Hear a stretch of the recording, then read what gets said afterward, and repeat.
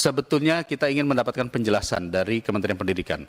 Asumsi di luar adalah bahwa anggaran pendidikan itu 20% dari APBN. Seandainya APBN kita APBN kita di angka mungkin hampir 3.300 triliun, artinya kalau 20%-nya mestinya itu di angka 665 triliun. Nah, itulah yang kami juga selalu ditanyakan kemana saja anggaran pendidikan ini. Lalu kemudian kami coba mereview kenapa selama ini anggaran pendidikan yang turun di Kemendikbud itu hanya berkisar di 98 triliun. Ini pun baru naik belakangan. Kemarin-kemarin baru 81 triliun.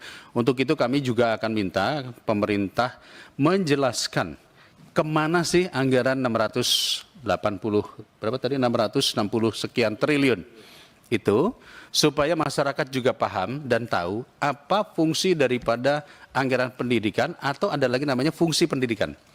Dan kemudian apa yang dilakukan Kementerian Pendidikan untuk meredam mahalnya biaya pendidikan. Sebetulnya kita ingin mendapatkan penjelasan dari Kementerian Pendidikan. Asumsi di luar adalah bahwa anggaran pendidikan itu 20% dari APBN. Seandainya APBN kita APBN kita di angka mungkin hampir 3.300 triliun, artinya kalau 20%-nya mestinya itu di angka 665 triliun.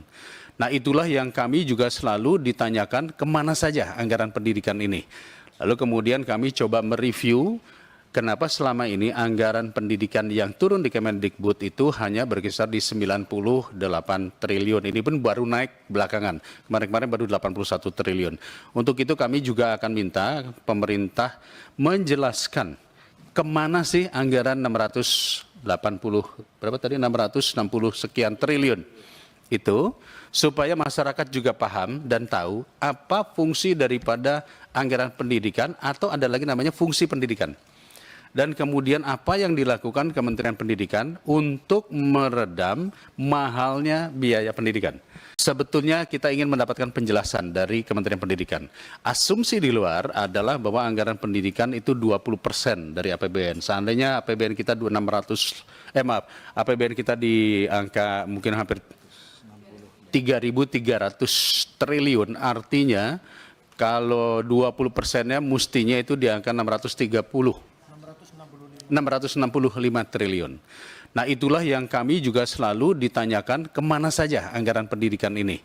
Lalu kemudian kami coba mereview kenapa selama ini anggaran pendidikan yang turun di Kemendikbud itu hanya berkisar di 98 triliun. Ini pun